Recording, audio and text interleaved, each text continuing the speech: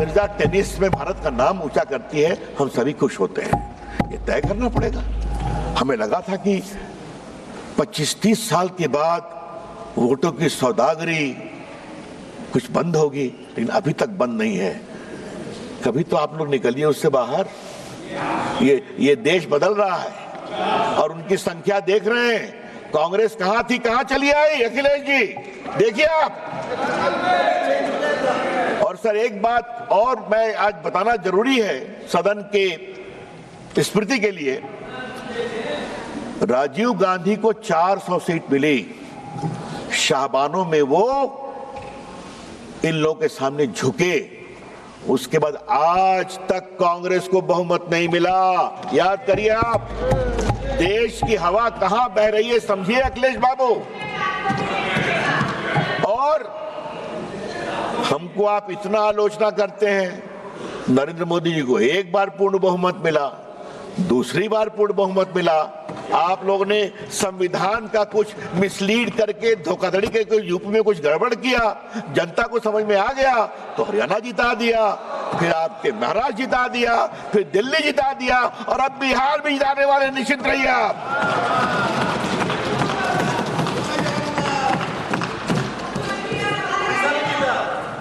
वो तो पहले जीत गए थे। सर मैं आपसे आज इस बहस के क्रम में कुछ और बड़ी बातें कहने की जरूरत है सर। ये जो 13 का कानून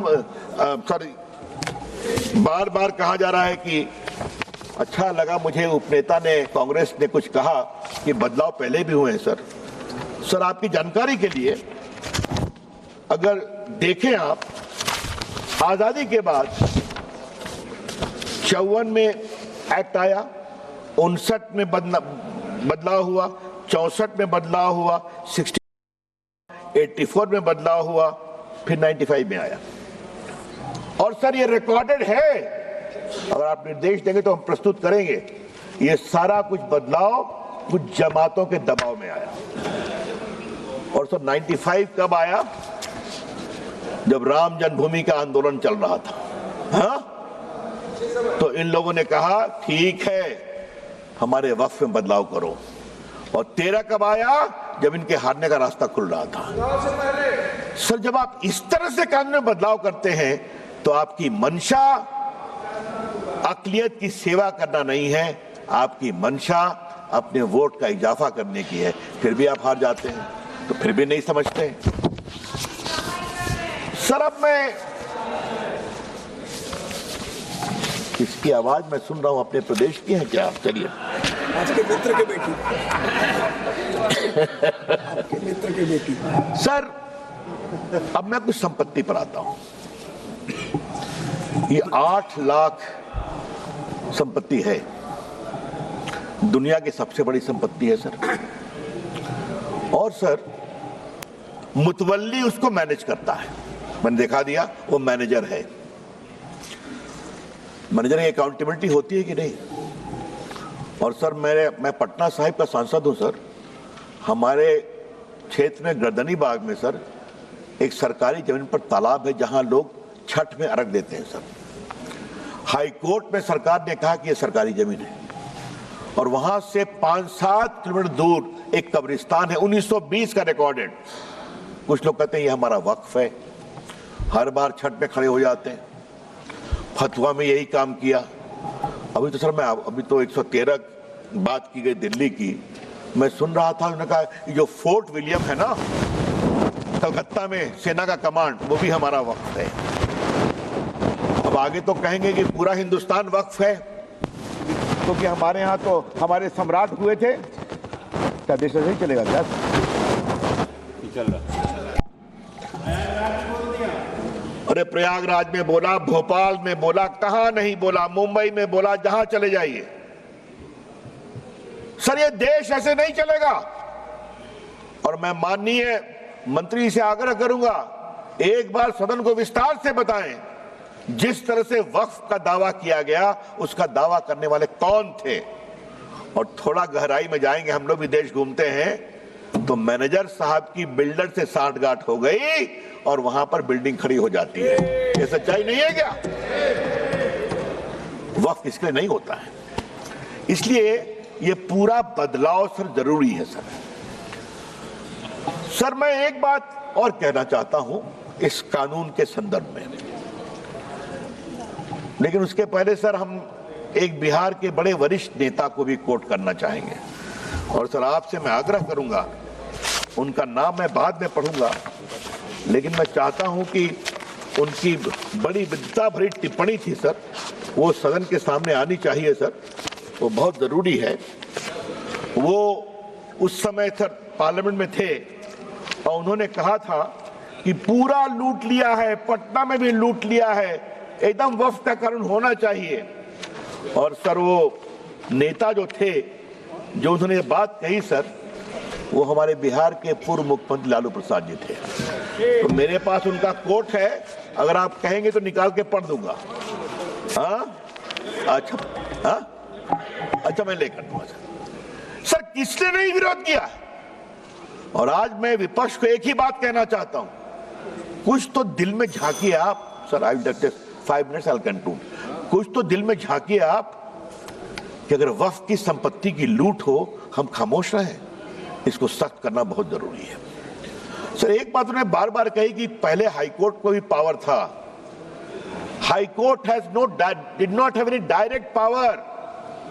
हाईकोर्ट चाहे तो कॉल फॉर कर सकता है या कोई कंप्लेन कर सकता है।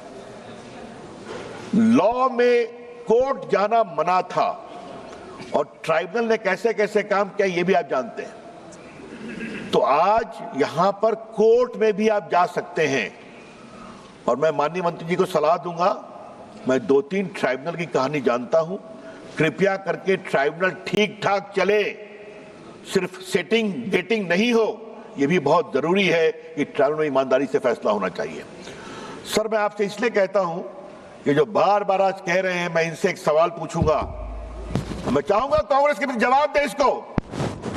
आज क्रिश्चियन समाज क्यों दुखित है कि वो चाहते हैं वक्फ में बदलाव हो? पूरे भारत के क्रिश्चियन समाज, केरला के क्रिश्चियन समाज, the Christian community and the churches are very very disturb by the encroachment of their property under the garb of वक्फ। तो उनको लगता है बदलाव जरूरी है। अखिलेश जी आपको भी कभी सोचना ही पड़ेगा, कभी आपको भी सोचना ही पड़ेगा। हाँ? जिस तरह चल रहा है, उत्तर प्रदेश में भी बहुत से क्रिश्चियंस हैं आपके लखनऊ के आसपास, मालूम है ना आपको? अच्छा चलिए सर, 2-3 बिंदु बस देके अपनी मैं बात समाप्त करूंगा सर। नंबर 1, आप इस बिल का विरोध करते हैं तो क्यों करते हैं? इसका जवाब नहीं दे रहे, और मैं चाहूंगा सब लोग मेरी बात पर जवाब दें कि आपको इस बिल से क्या परेशानी है। नंबर 2, क्या आप चाहते हैं कि वक्फ की प्रॉपर्टी हड़पने, लूटने, दलाली, बिचौलियों के बीच में रहे, या गरीबों के लिए काम में आए, पसमंदा मुसलमानों के लिए काम में आए, बेटियों के लिए काम में आए? ये उसके लिए रास्ता खोलता है। और सर तीसरी बात, इस बिल में बड़े बड़े नामी गिरामी मेंबरान पार्लियामेंट, जूरिस्ट, रिटायर्ड जजेस, महिलाएं, सिविल सोसाइटी सब आके देखने वाली है, तो आपको शर्मिंदगी किस बात की है? सर एक बात मैं विनम्रता से कहूं, परेशानी किस बात की है? मैनेजर साहब के ऊपर कंट्रोल नहीं होना चाहिए, मुतवल्ली के ऊपर कंट्रोल नहीं होना चाहिए। तो ये नरेंद्र मोदी जी की सरकार है। इसी all India personal law board ने क्या कहा अभी, जब आपके इफ्तार में नहीं जाएंगे, मैं नाम नहीं लूंगा, संजय जायसवाल समझ रहे हैं मैं क्या कहना चाह रहा हूं, कहा था इन लोगों ने क्या इफ्तार में नहीं जाएंगे, आपको बुलाएंगे भी नहीं। तो मैं उनसे बड़ी विनम्रता से कहूंगा, आपके वो दिन लट गए जब आप वीटो लगाते थे। ये नरेंद्र मोदी जी की सरकार है, विकास के लिए हर काम करेगी। और बस सर एक अंतिम बात कह के अपनी बात समाप्त कर रहा हूं, बस एक पॉइंट। हमारे ऊपर इन्होंने बहुत आरोप लगाया, एक लगाते हारते जा रहे हैं, फिर भी भाषा वही है। लेकिन सर मैं एक बात कहूं, अगर नरेंद्र मोदी की सरकार कहती है सबका साथ, सबका विकास, सबका प्रयास, तो ये बात को हमें गर्व है। अगर गैस दिया तो क्या हिंदू मुसलमान में कोई फर्क किया? अगर शौचालय बनाया तो कहा हिंदू मुसलमान में फर्क करना है। अगर सड़कें बनी तो क्या ये कहा कि मुस्लिम गांव से सड़क नहीं जाएगी? वोट दो या न दो, हम जब सत्ता में हैं तो पूरे हिंदुस्तान को एक नजर से देखेंगे। सर, जिस प्रदेश से हम आते हैं, जहां से गिरिराज जी भी आते हैं, वहां एक बहुत बड़ा चलता है मामला सर, इनने सड़क मत बनाई, यहाँ वोट ना मिल रही है ना? ये हम नहीं करते, हम सबको एक नजर देखते हैं। वोट दो या न दो, इसलिए कभी कभी आप कुछ तो हमसे सीखिए। ये देश के हित में है सर। मैं मोदी जी का अभिनंदन करता